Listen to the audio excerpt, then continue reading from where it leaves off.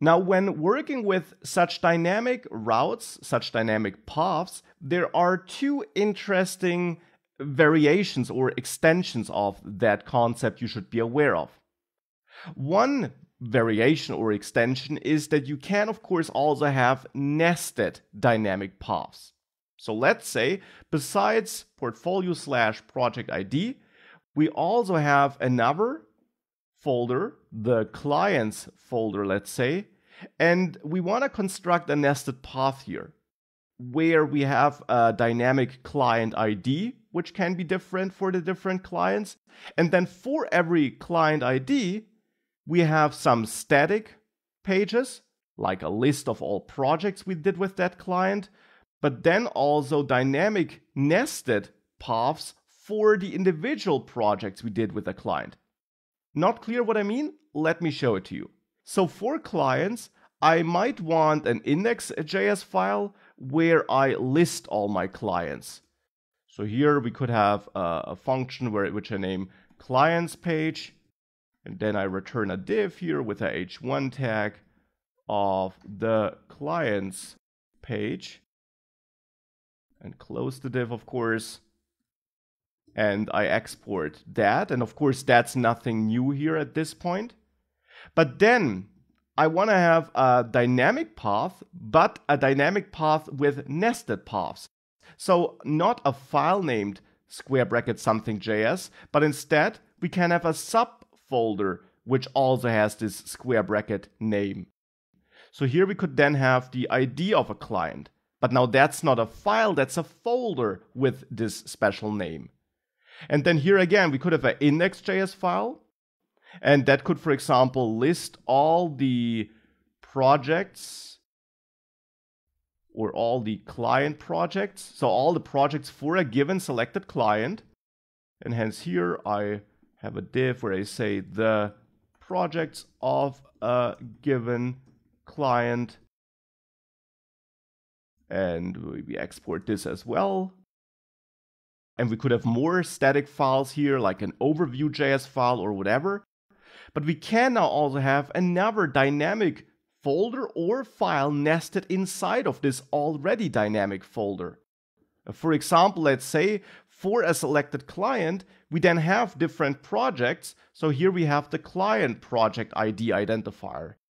And of course, as always, what you write between the square brackets is up to you.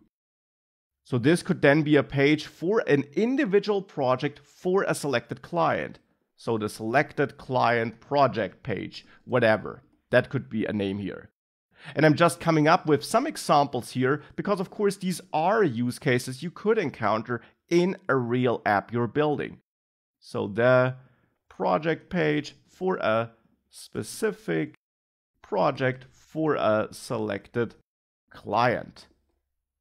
And we can also export that. Okay, so with that, I added a bunch of new folders and files. And the interesting thing, of course, is that we have this dynamic folder name. How could we now reach those different files and pages? Well, we can enter /clients to reach this index.js file. And there's nothing special about this. If I enter /clients, I see the clients page, which is the output of this functional component. But now we have this dynamic ID segment folder, and in there we have an index.js file as well, where we, for example, want to list all the projects of a given client. So therefore, we could enter clients/max, if that would be the identifier of a given client, and we see the projects of a given client, which is the output of this page here.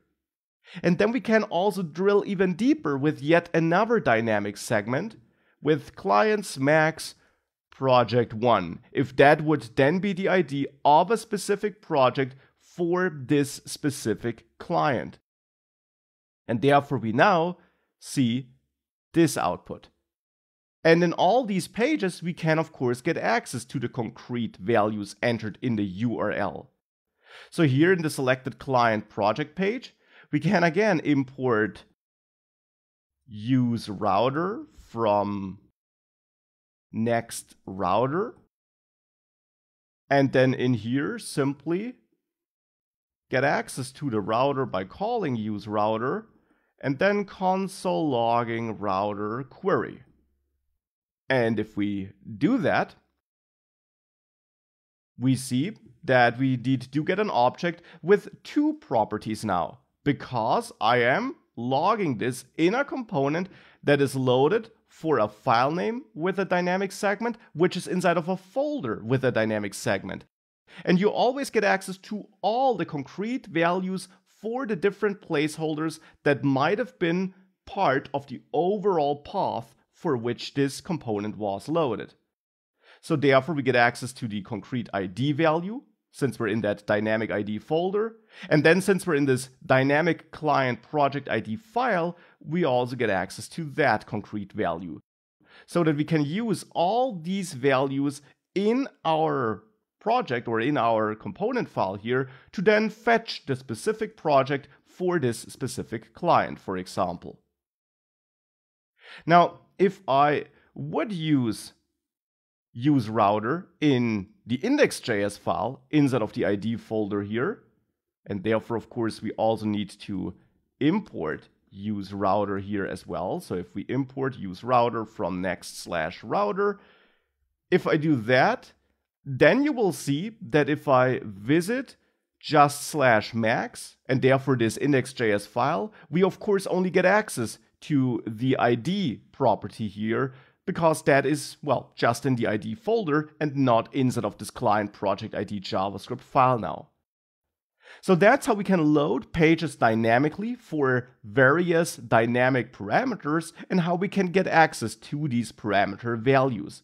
And as mentioned before, in the upcoming sections about data fetching and so on, we are of course also going to leverage those dynamic values.